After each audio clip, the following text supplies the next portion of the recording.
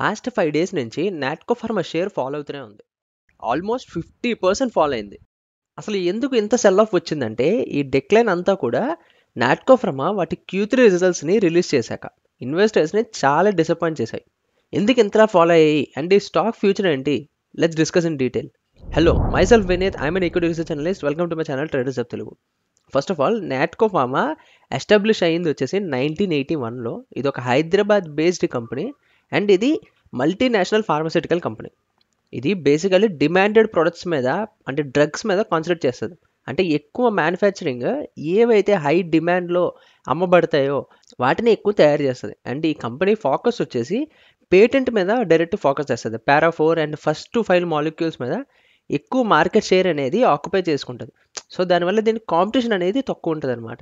ఈ కంపెనీకి బేసికల్లీ యూఎస్లో, ఇండియాలో, కెనడా, ఆస్ట్రేలియా, ఏషియా మార్కెట్స్ అన్నిటిలో కూడా కవరేజ్ అనేది ఉంది. ఇప్పుడు అసలు ఏది ఈ నాట్కో ఫార్మా సేల్స్ని డ్రాగ్ చేస్తుందో చూసుకుంటే, ఫస్ట్ ఆఫ్ ఆల్ దీని బిజినెస్ సెగ్మెంట్ చూసుకుందాం. అందులో ఫస్ట్ వన్ ఎక్స్ప్లోర్ ఫార్ములేషనే ఎక్కువ రెవెన్యూ ఎర్న్ చేసే బిజినెస్ ఈ నాట్కో ఫార్మాకి. ఈ సెగ్మెంట్ అసలుకి ఒక హై ఎంట్రీ బ్యారియర్ బిజినెస్. ఎందుకంటే ఇది నీచ్ ప్రొడక్ట్స్, హై వాల్యూ ఏపీఐస్, ఎఫ్డిఎఫ్స్ మీద ఎక్కువ కాన్సన్ట్రేట్ చేస్తుంది. నీచ్ ప్రొడక్ట్స్ అంటే ఏదర్ ఫస్ట్ టైం అయినా ఈ కంపెనీ ఆ ప్రొడక్ట్ని తయారు చేయడం మార్కెట్లో, లేదంటే ఇంకొక గ్లోబల్ ఫార్మస్యూటికల్ కంపెనీతో కొలాబరేట్ అయ్యి ఆ డ్రగ్ని తయారు చేయడం. దీన్ని నీచ్ ప్రొడక్ట్స్ అంటారు. అండ్ ఏపీఐస్ అంటే యాక్టివ్ ఫార్మాస్యూటికల్ ఇంగ్రీడియంట్స్. అంటే ఇప్పుడు ఒక డ్రగ్ తయారడానికి మల్టిపుల్ ఇంగ్రీడియంట్స్ కావాలి. అందులో ఏ ఇంగ్రీడియంట్స్ అయితే యాక్టివ్గా వాడబడతాయో అవి కంపెనీ ఎక్కువ తయారు చేస్తుంటుంది. అండ్ ఎఫ్డిఎఫ్స్ అంటే ఫినిష్డ్ డోసేజ్ ఫార్ములేషన్స్. అండ్ ఆ డ్రగ్ ఫినిషింగ్ మూమెంట్కి వచ్చేంత వరకు ఈ కైండ్ ఆఫ్ సెగ్మెంట్ వర్క్ చేస్తుంది అనమాట. సో వీటి మీద ఈ కంపెనీ ఎక్కువ కాన్సన్ట్రేట్ చేస్తుంది. అండ్ ఈ కంపెనీ డైరెక్ట్లీ పేటెంట్ని ఫైల్ చేసి ఆ డ్రగ్ని తయారు చేస్తుంది. ఏవైతే అన్ని కంపెనీస్ వాటిని తయారు చేయలేవు. అందుకే బై డిఫాల్ట్ ఈ కంపెనీకి కాంపిటీషన్ తక్కువగా ఉంటుంది. సో ఇది ఎక్స్పోర్ట్ ఫార్ములేషన్ కోసం. నాట్కోకి ఇండియన్ మార్కెట్లో కూడా మంచి ప్రెసెన్స్ ఉంది. ఇక్కడ దీనికి 15% రెవెన్యూ షేర్ ఉంది డొమెస్టిక్ ఫార్ములేషన్ ద్వారా. ఈ కంపెనీ ఎక్కువ ఆన్కలాజీ డ్రగ్స్ మీద ఫోకస్ చేస్తుంది. దీని పోర్ట్ఫోలియోలో ఆల్మోస్ట్ 48 ప్రొడక్ట్స్ ఉన్నాయి. ఆన్కలాజీ డ్రగ్స్ అంటే క్యాన్సర్ ట్రీట్మెంట్కి వాడే మెడిసిన్స్ ఆర్ థెరపీస్. ఇవి basically high demand and high value drugs. అలాగే ఈ కంపెనీకి ఆన్కలాజీయే కాకుండా మిగతా వాటిల్లో కూడా ఎక్స్పాండ్ అవుతుంది. Like cardiology, diabetology and pharma స్పెషాలిటీలో కూడా. అండ్ నెక్స్ట్ రెవెన్యూ సోర్స్ వచ్చేసి ఏపీఎస్. మనం ముందు ఆల్రెడీ మాట్లాడుకున్నట్టు యాక్టివ్ ఫార్మాస్యూటికల్ ఇంగ్రీడియంట్స్. ఈ బిజినెస్ నుంచి ఇది ఆల్మోస్ట్ 10% రెవెన్యూని తెస్తుంది. అండ్ ఏపీఐస్ అంటే ఒక డ్రగ్ తయారవడానికి మల్టిపుల్ ఇంగ్రీడియంట్స్ కావాలి కాబట్టి అందులో ఒకటి యాక్టివ్ వన్ ఏవైతే ఎక్కువ యూసేజ్ ఉంటాయో వాటిని కంపెనీ ప్రొవైడ్ చేస్తుంది. అండ్ నెక్స్ట్ రెవెన్యూ సోర్స్ వచ్చేసి క్రాప్ హెల్త్ సైన్స్. ఇది 2% రెవెన్యూని తెస్తుంది. అండ్ యాక్చువల్లీ ఈ క్రాప్ హెల్త్ సైన్స్ అనేది నాట్కోకి కొత్త బిజినెస్ అనమాట. ఈ క్రాప్ హెల్త్ సైన్స్ యొక్క బిజినెస్ ఏంటంటే పెస్టిసైడ్స్ అండ్ అగ్రో కెమికల్స్ని తయారు చేయడం. ఈ సెగ్మెంట్ ద్వారా కంపెనీకి మంచి డైవర్సిఫికేషన్ అవుతుంది. ఓన్లీ ఫార్మస్యూటికల్స్లోనే ఉండిపోకుండా మిగతా వాటిలో కూడా ఎక్స్ప్లోర్ అవుతుంది. అండ్ లాస్ట్ వన్ వచ్చేసి other operating and non operating income. ఇది సెకండ్ హైయెస్ట్గా 29% రెవెన్యూ ఎర్న్ చేసింది రీసెంట్ క్వార్టర్లో. ఇందులో basically licensing, one time payments ఇవన్నీ కూడా ఇంక్లూడ్ అవుతాయి అనమాట ఈ other operating and non operating ఇన్కమ్లో. సో ఇవన్నమాట ఈ కంపెనీ యొక్క major businesses and revenue sources. So ఇప్పుడు ఈ కంపెనీకి ఎందుకు ఇంతలా ఫాలో వచ్చింది అని మనం చూసుకుంటే దీని రెవెన్యూస్ చూడండి. లాస్ట్ క్వార్టర్ అంటే Q2లో చూసుకుంటే దీనికి 14,349 ఉండేది. ఈ మనీ అంతా కూడా INR మిలియన్లో అని గుర్తుంచుకోండి. అంటే ఇప్పుడు 6,511 అంటే 651 crores అని. సో ఇక్కడ 14,349 మిలియన్ దీనికి రెవెన్యూ వస్తే లాస్ట్ క్వార్టర్లో, ఈ క్వార్టర్లో చూడండి 6,511 మిలియన్ వచ్చింది. అంటే ఎంత డ్రాస్టిక్ ఫాల్ ఉందో చూసారా. ఇది లాస్ట్ ఇయర్ ఆన్ ఇయర్లో లాస్ట్ క్వార్టర్లో కూడా చూసుకుంటే 7,956 ఉంటే ఈ ఇయర్ చూడండి చాలా డ్రాస్టిక్ ఫాల్ అనేది ఉంది. అండ్ ఇక్కడ ఎబిటా మార్జిన్లో కూడా చూడండి. ఇది లాస్ట్ క్వార్టర్లో 60.5% దీనికి మార్జిన్ ఉంటే ఇక్కడ చూడండి 33% మార్జిన్ పడిపోయింది. ఆల్మోస్ట్ 50% డ్రాపేజ్ అనేది ఉంది లాస్ట్ క్వార్టర్తో పోలిస్తే. సో అల్టిమేట్గా మనకు ప్రాఫిట్ చూసుకుంటే చూడండి ఎంత డ్రాస్టిక్ ఫాల్ ఉందో. ఇది లాస్ట్ క్వార్టర్తో కాకపోయినా last year to year Q3 క్వార్టర్తో కూడా లాస్ట్ ఇయర్లో ఈ ఇయర్ హెవీ డ్రాపేజ్ అనేది ఉంది. సో ఇప్పుడు ఈ ఫాల్కి మెయిన్ రీజన్ చూసుకుంటే ఇక్కడ మనకు క్లియర్గా కనబడుతుంది ఎక్స్పోర్ట్ ఫార్ములేషన్లో హెవీ డ్రాపేజ్ ఉంది.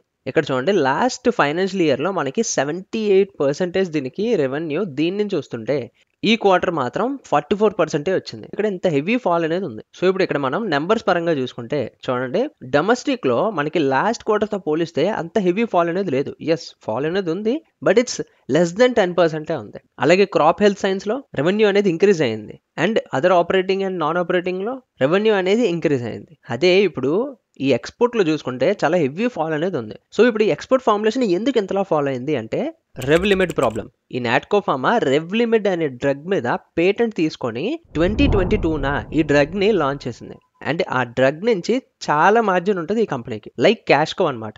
రిలయన్స్‌కి ఓటీసీ బిజినెస్ ఎలాగో దీనికి ప్రెజెంట్ ఈ రెవ్‌లిమిడ్ డ్రగ్ అలాగా. క్యాష్‌కో అంటే వన్ టైమ్ ఇన్వెస్ట్‌మెంట్ చేసి అండ్ ఇంక అక్కడి నుంచి స్లైట్ మెయింటెనెన్స్‌తో కంటిన్యూస్‌గా ప్రాఫిట్ ఉంటది. సో, ఇప్పుడు ఈ కంపెనీకి కూడా ఈ రెవ్‌లిమిడ్ అనేది ఒక క్యాష్‌కో కైండ్ ఆఫ్ అవుతుందన్నమాట.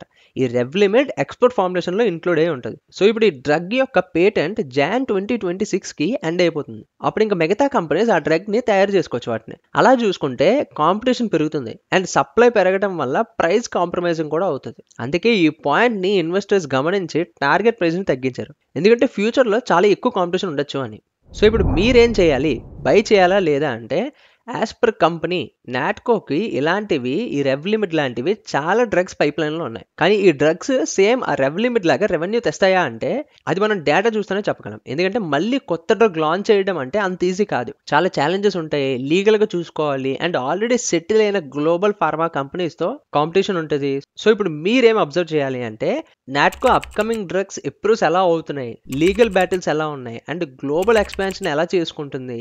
ఎక్కడెక్కడ ఇన్వెస్ట్మెంట్స్ మళ్ళీ పెంచుతుంది అనేది కూడా అబ్జర్వేషన్ చేయాలి. అండ్ అలాగే టెక్నికల్ పరంగా చూసుకుంటే నేను ఈ వీడియో యాక్చువల్లీ 18th ఫిబ్రవరి ట్యూస్డేనే రికార్డ్ చేస్తున్నాను. ఈ రోజుకి ఇది ఆల్మోస్ట్ 8:30 దగ్గర ట్రేడ్ అవుతుంటూ ఉంది. సో, కరెంట్లీ దీని టెక్నికల్స్ పరంగా చూసుకుంటే దీనికి రీసెంట్ సపోర్ట్ చూసుకుంటే మనకి 750-720 దగ్గర ఉంది.